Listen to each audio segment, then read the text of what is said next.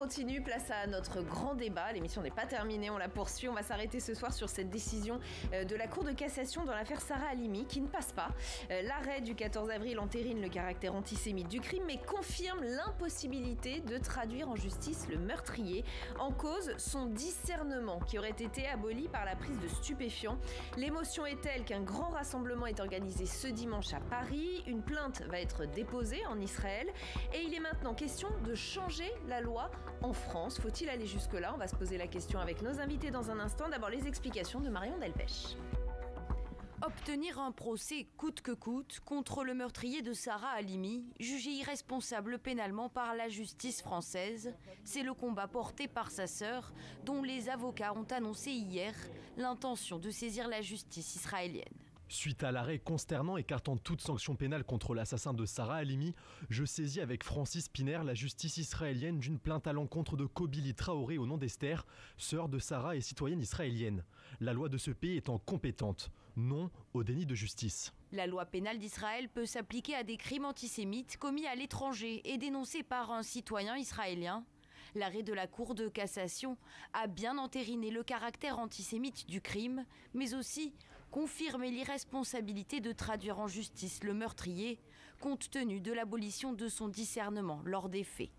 Cette décision suscite une très forte émotion dans la communauté juive et bien au-delà, jusqu'au sommet de l'État, suite à l'appel dimanche dans Le Figaro par Emmanuel Macron d'une modification de la loi. Le porte-parole du gouvernement a défendu la volonté du président lundi sur Europe 1.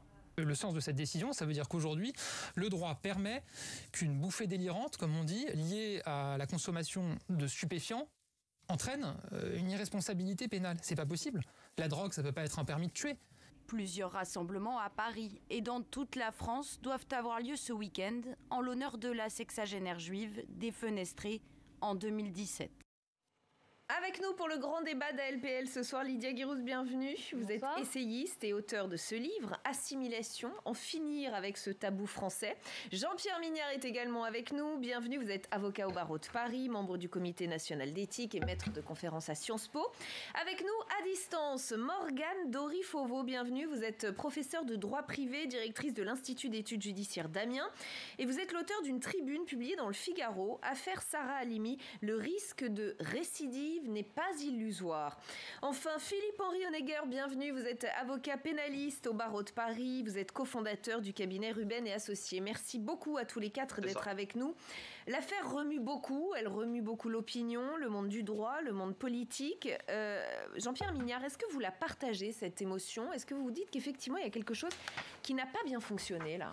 À partir du moment où il y a une partie de l'opinion qui ne la partage pas, ça devient un débat public. Donc sur ce point, la question n'est même plus de savoir si on la partage ou pas. Il y a une question, elle est là, elle est posée, donc elle me semble légitime, oui. D'ailleurs, en ayant étudié les textes, c'est exact que on peut avoir un débat, d'ailleurs ce soir extrêmement académique et très difficile sur la question qui est celle effectivement de la volonté de connaître un acte et de la pleine connaissance de cause de ce que l'on commet un acte criminel ou un acte délictuel, puisque quand même, dans notre droit, l'intention de commettre un délit ou un crime est un des piliers de la constitution de l'infraction pénale. Alors, est-ce que l'on est toujours, dans quelles conditions est-on pleinement conscient de la commission d'une infraction, et jusqu'où la société peut-elle réclamer des comptes à celui ou celle qui a commis une infraction? Est-ce qu'il avait connaissance de ce qu'il faisait? Est-ce qu'il avait conscience? Est-ce qu'il s'était mis en situation de ne pas savoir ce qu'il allait commettre? Et dans ces conditions, cela a-t-il un sens de le ou de la condamner? Puisque n'oublions pas que le deuxième pilier, il y en a trois. Il y a la réinsertion de la personne dans la peine, il y a l'imputabilité d'une part, il y a ensuite effectivement la peine prononcée. Or la peine doit être exemplaire. Elle doit être exemplaire pour la personne, mais elle doit être exemplaire pour d'autres. Pour qu'elle soit exemplaire, déjà pour la personne concernée, faut-il qu'elle ait conscience de ce qu'elle ait mérité cette peine, et puis faut-il aussi qu'à l'extérieur, on en ait conscience aussi. C'est très compliqué dans l'affaire de Mme Sarah Halimi, si on rentre dans le détail. Lydia Guirous, elle vous a ému, vous, cette affaire et cette décision de la Cour de cassation? Bien sûr qu'elle m'a ému. Rappelons quand même qu'il s'agit d'une femme qui a été torturée. Je crois que tous les os de son visage ont été brisés et qui a été ensuite défenestrée.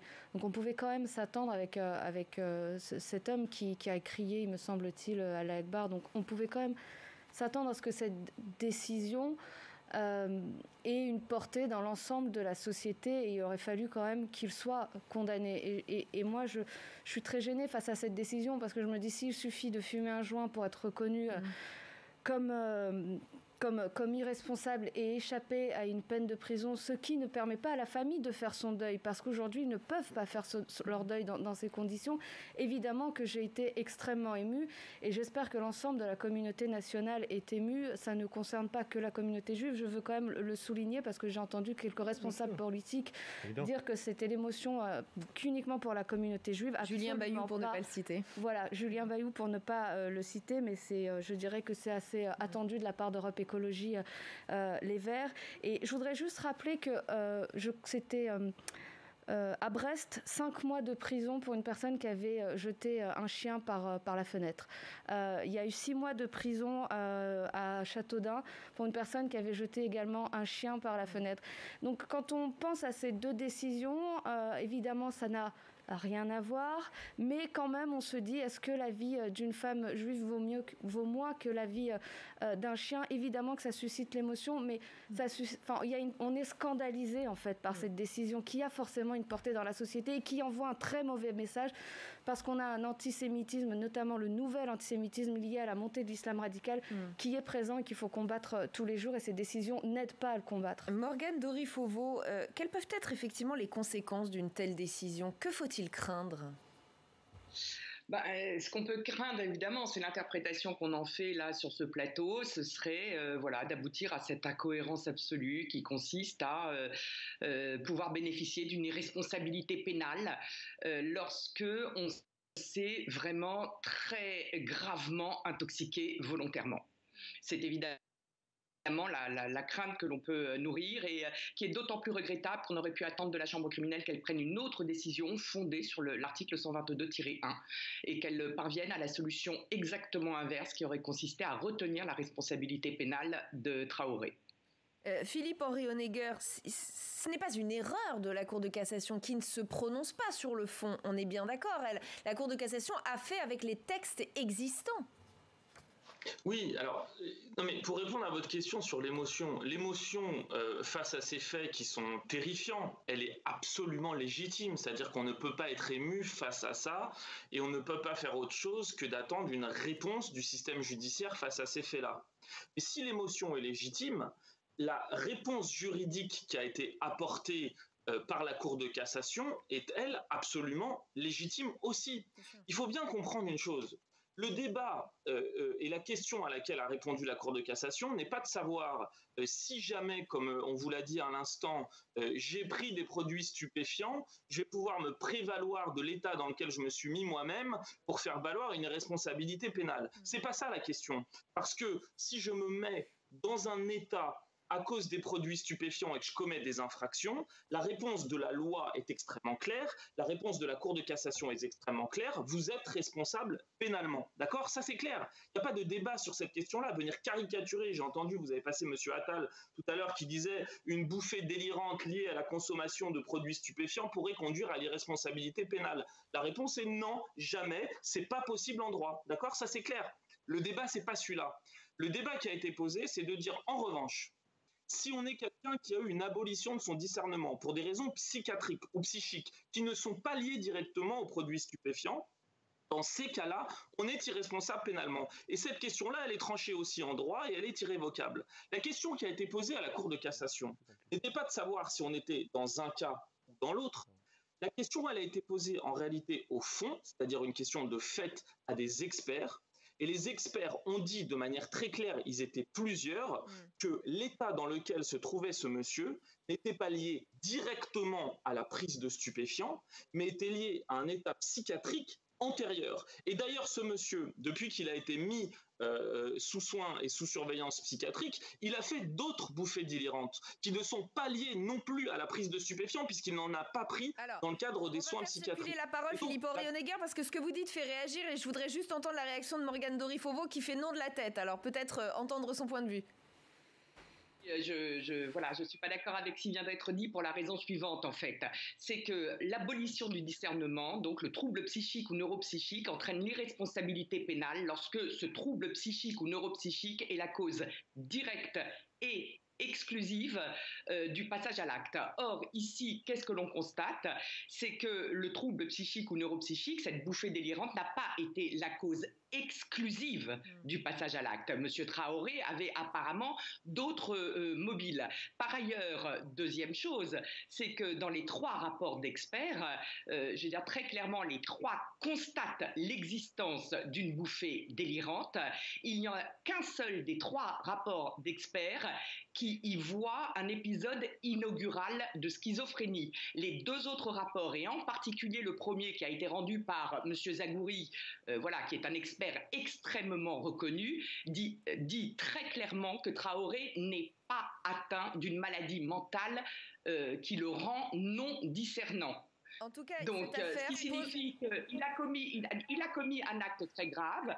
Il a effectivement eu une bouffée délirante qui est l'un des mobiles du passage à l'acte, l'une des explications, mais pas la seule, du passage à l'acte. Dès lors qu'il n'a pas de maladie mentale, une fois qu'il sera sevré, il faut être clair, il n'y aura plus de raison de le retenir en hôpital psychiatrique une fois qu'il sera sevré. Puisqu'on ne retient... Oui, je crois que ce que vous dites est juste. Parce qu'en fait, on est dans une situation qui est plus complexe néanmoins, parce qu'il y a à l'évidence un terrain qui est un terrain psychiatrique. Je pense qu'il n'est pas contestable. Donc ce terrain psychiatrique aurait fait l'objet d'une expertise ou de plusieurs expertises qui auraient amené en effet la cour d'assises peut-être à retenir une circonstance atténuante, une part d'irresponsabilité liée à un terrain psychiatrique. Ça, c'est incontestable. Deuxième chose, il y a sans doute absorption de stupéfiants, ce qui veut dire que c'est le cumul des 2 qui effectivement entraîne ce passage à l'acte et un crime. Alors là, c'est un crime antisémite, hein, je veux dire... Oui, ça a été caractérisé comme tel. C'est très important parce que, si vous voulez, moi, ce qui m'intrigue dans ce dossier, c'est vrai ça se termine par une abolition du discernement, mais néanmoins, on reconnaît que c'est un crime, ce qui est le cas, c'est un crime antisémite. Alors, c'est un paradoxe. Ben oui, c'est vrai, je trouve que je le dis comme je le pense, je ne suis pas arrivé à dépasser cet obstacle, mais je trouve en effet qu'il me semble qu'il y a un paradoxe et que je trouve personnellement qu'on est plus dans le domaine de l'altération du discernement qu'on est dans le domaine de la fin du discernement. C'est une affaire qui, en tout cas, pose une question, c'est faut-il changer la loi, oui ou non? Emmanuel Macron a tranché, il a dit oui, il l'a fait savoir dans le Figaro cette semaine, ça n'a échappé à personne, et il demande même au garde des Sceaux de le faire au plus vite. Vous imaginez qu'Éric Dupond-Moretti a bien reçu le message, il l'a exprimé hier, écoutez. Je suis totalement contre l'idée que l'on puisse juger des fous, enfin. C'est ce que l'on faisait au Moyen-Âge. Les fous, il faut les soigner, monsieur Sportouche. Mais pour autant, la question en droit qui est posée, c'est est-ce qu'un homme qui a consommé des psychotropes, à raison de cela, peut être considéré comme irresponsable ? Lydia Guérou, faut-il changer la loi? Bien sûr qu'il faut changer la loi parce que aujourd'hui peut-être que cette décision a dit le droit mais elle n'a pas rendu la justice et il faut faire évoluer le droit parce que ça ne doit plus jamais on ne doit plus jamais se retrouver dans de telles situations et avec de telles décisions. Je ne crois pas que toutes les personnes qui soient psychiatriquement déséquilibrées, fous et aient envie après avoir fumé un joint d'aller tuer une femme de 60 ans, de la torturer et de la défenestrer. Je ne pense pas que ce soit le cas et donc je ne comprends pas dans cette décision comment on a pu en arriver à dire qu'en fait il était totalement irresponsable et en fait il va aller à l'hôpital psychiatrique et ensuite dans 2 ans il va en sortir et peut-être qu'il croisera des membres de la famille de Madame Halimi puisqu'il y a eu d'autres cas où ça s'est produit. Donc il faut absolument que les parlementaires se mobilisent et fassent un véritable travail pour qu'on puisse faire évoluer le droit. C'est leur responsabilité parce qu'on ne doit plus se retrouver dans cette situation qui envoie quand même un message qui est juste désastreux. Oui, néanmoins, vous trouvez dans une situation particulière, Madame Guérou. C'est-à-dire que vous avez un cumul d'un terrain psychiatrique et, en plus, d'absorption de stupéfiants. Alors, je pense en effet que le deuxième acte, qui est l'absorption, me semble pas devoir être retenu comme étant une circonstance de nature à réduire la responsabilité pénale. Je suis d'accord. Quand on conduit un véhicule et qu'il y a une absorption d'alcool, on n'est pas pour autant, même c'est même une circonstance aggravante. Mais il y a de toute façon le terrain. Et je pense que dans le cas dramatique de Mme Halimi, c'est qu'on est dans un cumul qui pouvait entraîner effectivement une réunion de la cour d'assises qui pourrait statuer sur une altération, seulement une altération, et non pas une abolition du discernement. Enfin, c'est mon sentiment. En tout cas, le débat me semble très sérieux. On peut pas Philippe-Henri Honegger, il faut la changer, cette loi, ou pas ? On ne peut pas l'évacuer. Non, mais encore une fois, on a tout un débat sur des éléments de fait et pas sur des éléments de droit. C'est-à-dire que ce n'est pas ce que disent les experts. La phrase du président de la République, c'est de dire « la loi actuelle ne distingue pas l'origine du trouble psychiatrique conduisant à l'abolition ». Et moi, je vous dis, et la Cour de cassation dit, la loi actuelle donne une distinction concernant l'origine du trouble psychiatrique. Si c'est des stupéfiants, c'est une aggravation de la peine. Si c'est pas lié directement à des stupéfiants, c'est une irresponsabilité. Donc moi, je veux bien qu'on change la loi, mais on va la changer comment ? Parce que si c'est pour changer la loi en disant que les gens qui ont un terrain psychiatrique antérieur et qui font des bouffées délirantes en raison de cela doivent être responsables pénalement et doivent être condamnés par une cour d'assises, à ce moment-là, c'est remettre en cause l'idée assez simple qui est de dire on ne juge pas les fous. Et je vais vous dire pourquoi est-ce qu'on ne juge pas les fous. Parce que ce monsieur qui est aujourd'hui avec des soins psychiatriques et qui continue à faire des bouffées délirantes, comment vous l'amenez devant une cour d'assises ? Comment vous faites pendant 5 jours pour amener quelqu'un qui ne comprend pas de quoi on lui parle, qui peut-être ne se souvient pas de ce qui s'est passé, qui vous apportera aucun élément, ni avant ni après, et qui en détention sera un danger pour lui-même et un danger pour les autres. C'est pour ça qu'on ne juge pas les fous, c'est pour ça qu'on les met dans des hôpitaux psychiatriques. Et d'ailleurs, tout à l'heure, vous parliez aussi dans la question de la définition du fou. Qu'est-ce que vous mettez derrière fou ? C'est très complexe. C'est quelqu'un qui a des troubles psychiatriques. C'est quelqu'un qui a des troubles. En l'occurrence, c'est quelqu'un qui a des troubles psychiatriques qui ne sont pas liés directement à la prise de stupéfiants. Et ce que les experts ont dit, moi je suis pas expert, je connais pas le dossier, je suis pas rentré, j'ai pas vu ce monsieur, j'ai pas fait des études de psychiatrie. Et ce qu'ont dit les experts, c'est que ce monsieur, il avait un terrain antérieur qui lui amenait à avoir des problèmes psychiatriques et que c'est ça qui a causé la bouffée délirante et les actes qu'il a commis. Et si dans ce cas-là, on parle d'actes antisémites et en même temps d'irresponsabilité pénale, c'est parce que M. Sarkozy, à l'époque où il était président, a fait passer une loi qui permet maintenant à la Chambre de l'instruction de rendre des décisions, et c'est vrai qu'elles sont paradoxales, dans laquelle on dit à la fois ce monsieur est auteur d'un crime antisémite.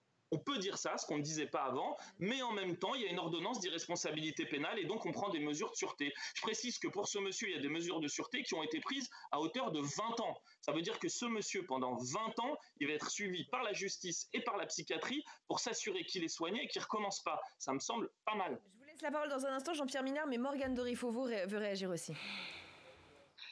Oui, alors encore une fois, c'est pas ce que disent les rapports d'expertise, en tout cas pas les 3 rapports d'expertise, et c'est très net dans l'arrêt de la Chambre de l'instruction qui avait été rendu en 2019 et dans l'arrêt de la Chambre criminelle. D'une part. Par ailleurs, sur le changement même de la loi, moi je n'y suis pas favorable. En fait, si vous voulez, soyons très clairs, c'est cette décision de la Cour de cassation qui me paraît critiquable. Ça n'est pas la loi en elle-même. La Cour de cassation, sur le fondement du même texte, pouvait parvenir à la solution exactement inverse. Ça n'est pas le texte qui est en cause, c'est l'interprétation qui en est faite. Encore une fois, l'absence de discernement ne peut être constatée et donc la cause d'irresponsabilité pénale ne peut être retenue que lorsque le trouble psychique ou neuropsychique est la cause directe et exclusive du passage à l'acte. Or, ce n'est pas le cas dans cette affaire. Imaginez un mari extrêmement jaloux de son épouse, qui la journée durant boit des litres et des litres d'alcool en se remontant tout seul sur le soi-disant adultère de son épouse. Le voilà le soir en état de délirium très mince, sa femme arrive, il la tue. Mais vous allez dire que le délirium très mince est véritablement la seule cause du passage à l'acte et donc que cet homme doit être irresponsable pénalement? Pas du tout. Pas du tout. Il faut que ce soit la cause exclusive. Quand ça ne l'est pas, on doit retenir la responsabilité pénale et il n'est nul besoin de changer l'article 122-1 du Code pénal. Jean-Pierre Minard. Oui, je dois préciser pour que les téléspectateurs comprennent bien que, parlons là d'un crime antisémite, notre raisonnement vaut pour des crimes de genre, pour des féminicides, des crimes racistes. Ça concerne tout le monde, d'où le rassemblement dimanche qui est censé rassembler. Oui, c'est intéressant parce qu'un expert parlait de quelqu'un qui avait, son antisémitisme participait à une sorte de démonologie. Donc ce serait un terrain psychiatrique tel que, bon, très bien, admettons cela. Mais moi, je suis d'accord avec ce que vous dites, Madame la professeure. C'est-à-dire que le passage à l'acte se fait par un cumul. Or, dans le cumul, il y a peut-être un terrain sur lequel, en effet, il ne peut rien et contre lequel on ne peut pas lui demander de responsabilité, mais sur le reste, sur l'absorption de stupéfiants, je suis désolé. Il n'y a pas de raison de faire un traitement à part pour ce qui est, par exemple, de l'alcool ou ce qui est les stupéfiants. Dans ce cas-là, on serait plus dans l'altération. Cela dit, notre confrère pose une dernière question que je trouve intéressante.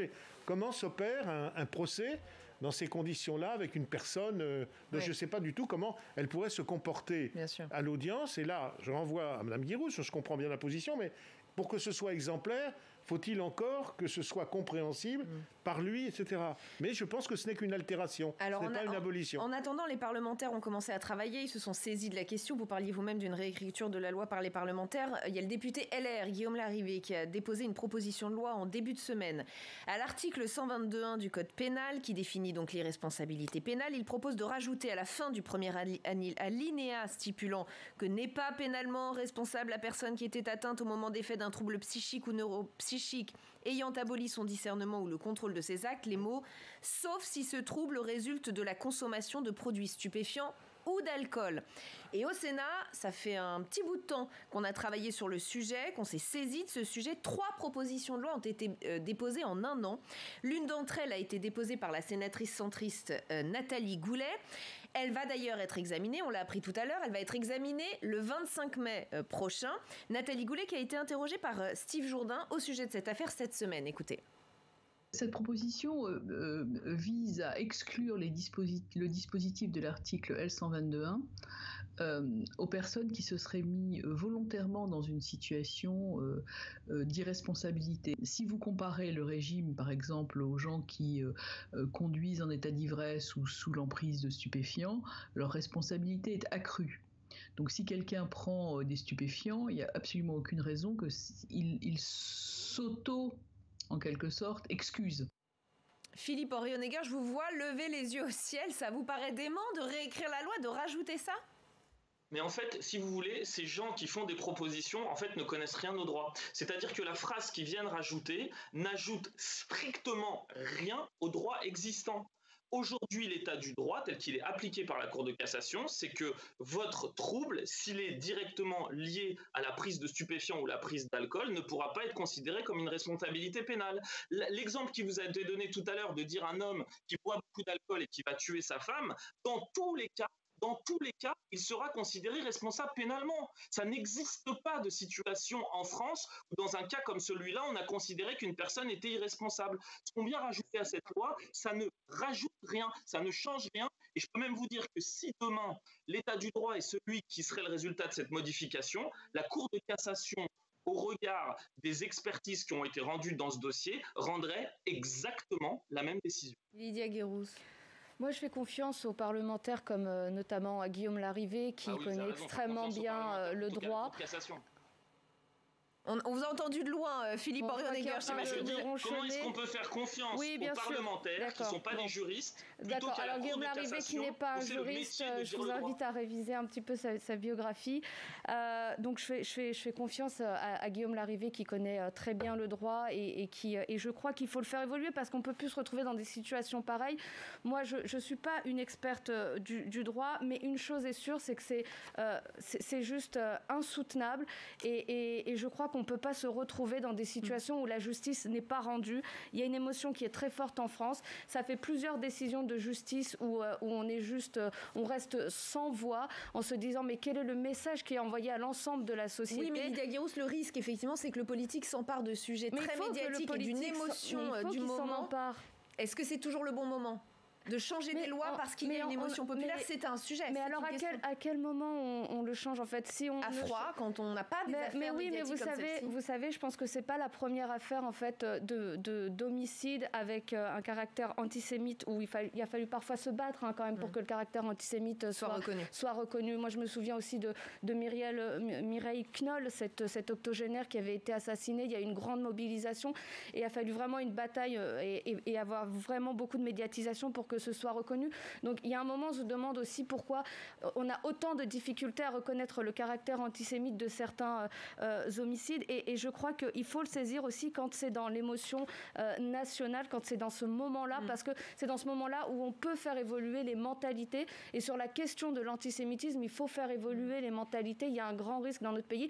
Et je suis meurtrie de savoir que les avocats de Sarah Halimi vont devoir aller en Israël au nom de la sœur de Sarah Halimi pour essayer d'avoir un procès et pour que la justice soit rendue là-bas. Qui sera symbolique d'ailleurs juste sur c'est symbolique, ce point-là. Évidemment. C'est symbolique. Il n'y a pas d'extradition bien possible. sûr, mais c'est quand même un échec pour notre pays et c'est un message qui est désastreux, qui est renvoyé à l'ensemble de la population. Peut-être, il faut reconnaître quand même que là, la nature du crime antisémite est très clairement énoncée.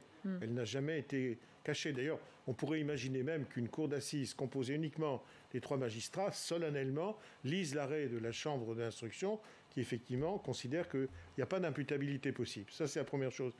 Deuxième chose, bon, aller en Israël, très bien, mais vous savez, je ne suis pas sûr, ça ne va rien résoudre, ça ne va pas faire avancer notre droit. Je veux dire, peut-être, d'ailleurs, on ne sait pas du tout... Mais ce sera peut-être bien pour les victimes. Non, mais on ne sait pas du tout ce que vont décider les juges israéliens, hein.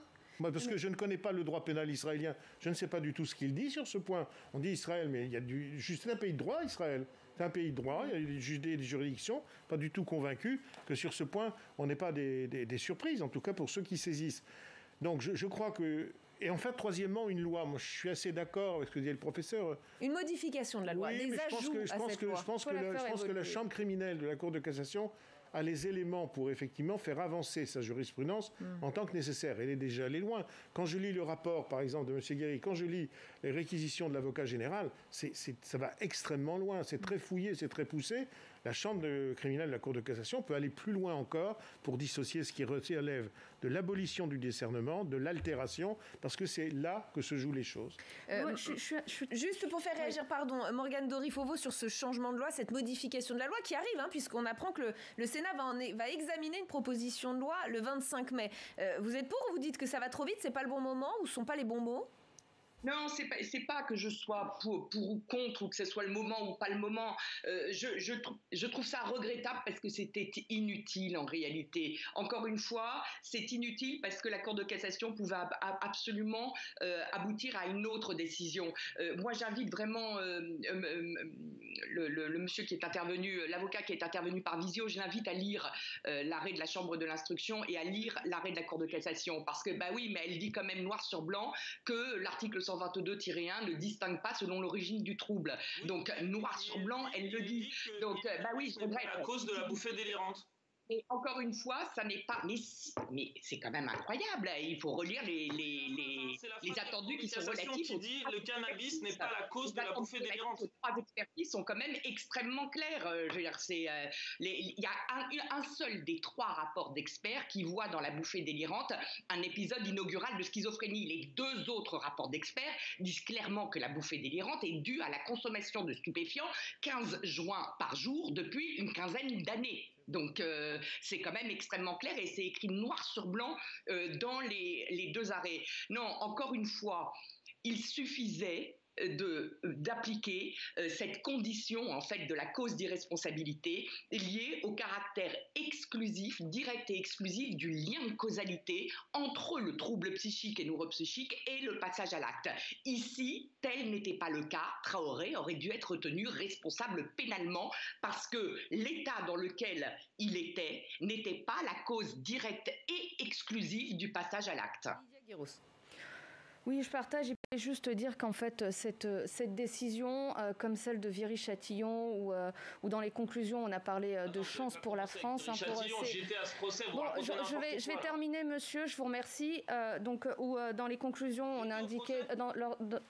Dans les conclusions, ils ont quand même indiqué que c'était des chances pour la France, ces personnes qui ont essayé de tuer en brûlant des policiers. Je trouve que ça envoie un message qui est juste désastreux et qui va faire que renforcer ceux qui ont un sentiment d'impunité et qui pensent qu'ils sont intouchables. Donc s'il faut faire évoluer le droit pour que justice soit rendue, eh bien faisons évoluer le droit. Alors il nous reste 30 secondes. Philippe Orionegger, je vous laisse répondre, mais très rapidement.